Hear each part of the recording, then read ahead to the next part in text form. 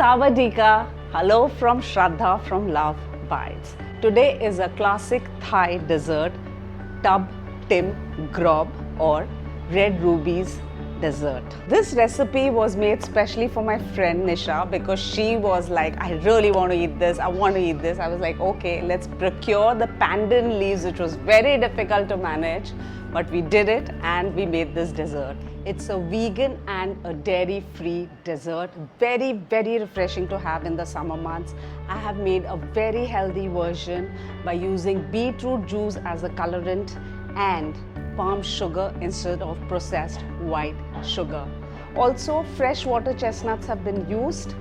But if you cannot get hold of fresh water chestnuts, use the canned ones. Tapioca starch is very, very essential for this recipe. No other starch works. In the end, before serving, if you can get fresh jackfruit, you can have a little pieces of that and some coconut meat too. It does taste heavenly. And do not forget the crushed ice. It's very, very important for the recipe. All the ingredients to the recipes are given in the description box below. Have a look, do like, do subscribe and click on the bell icon for notifications. Until next time, Kapun ka. Today we are going to be working on a Thai dessert called Tim Grob or red rubies dessert. For that I've got some fresh water chestnuts. We'll just peel it.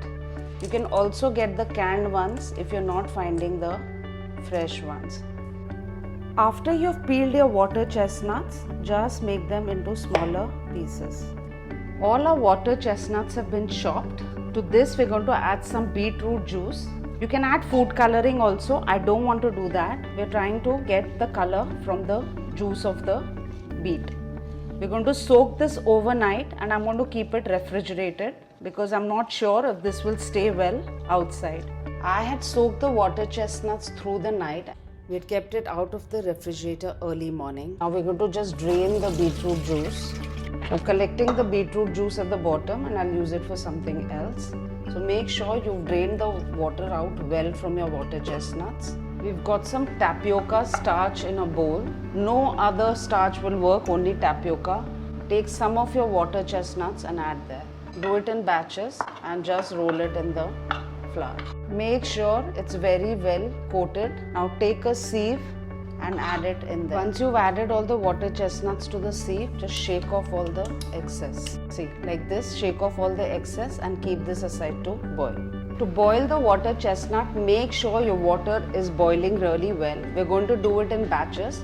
So add some of it and let it boil for 2 to 3 minutes or until the water chestnuts come up and start to float. It's been 3 minutes and the water chestnuts have come to float. We're going to add it to the cold water and just leave it in there to cool. Let's work on our coconut cream. Take a vessel. Into the vessel, we're going to add some coconut milk. To the milk, we're going to add some palm sugar. I'm not taking white sugar. Usually in this recipe, they take white sugar, but I want to make it healthier. So I've taken palm sugar, adding that. A bit of salt. It's Thai food, so you need a bit of sugar and salt. Pandanus leaves, this is a very important ingredient for the recipe. I've tied them up so they get slightly bruised, adding that. Just a hint of rose water. So they use jasmine flowers, I don't have, so we are adding just a hint of rose water to get the flavor. We're going to just wait for the palm sugar to melt. Our coconut syrup or coconut cream is ready. We're going to take it off the pan and make sure it is super cool. I'm leaving the leaves inside here and we'll take it out later. See, the color is not very white because we've used palm sugar. Our coconut syrup was chilling in the fridge for quite a few hours. Take out your pandan leaves now. Like this, get them all out and keep it aside. Now that you've taken out your pandan leaves, take the water chestnuts which you had gotten ready and add them. You can also do this in individual serving bowls if you feel like. Otherwise, just add it in here. Just mix it and just let this chill for a few hours before serving.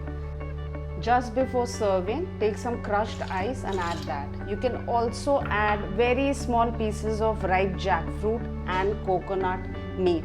It tastes really good. This is a very good Thai dessert. It's very, very refreshing in the summer months. Try and make it. If you can't get hold of fresh water chestnut, make it with the canned ones, but do make it. Give it a try, guys. Thank you.